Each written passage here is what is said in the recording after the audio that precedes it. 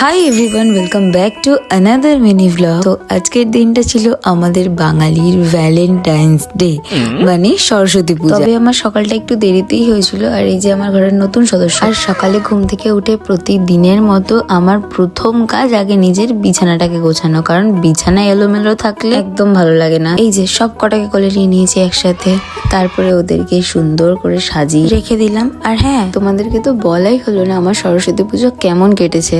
আজকে সরস্বতী পূজা 23 জানুয়ারি।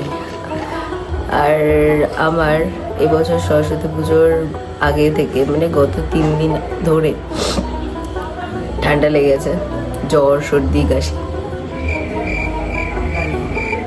পায়ের ঠাকুরটা তোমায় দেখিয়ে আনি, চলো একটু তো যেতেই হবে, না এবার গাল খাবো গিয়ে দাদাদের কাছে, ভীষণ গাল খাবো, খুব জোর গাল খাবো।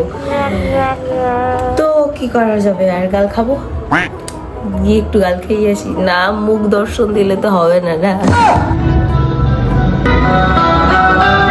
এই যে এখানে বুঝে যাচ্ছে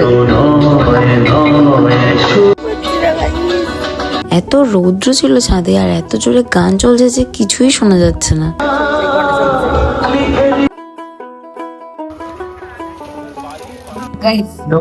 পুজোর ওখানে গেলাম, এবার সবার রিয়াকশন, দাদাগুলোর রিয়াকশন।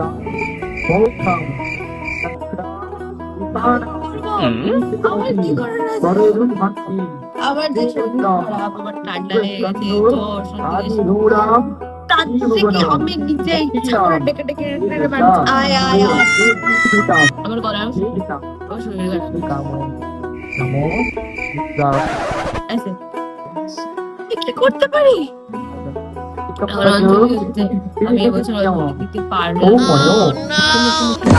কি আসবো না বলে আবার পুজোর কাজ করছি? লং ভিডিওতে সবটা বলবো, ভালো লাগলে লাইক করে দিও।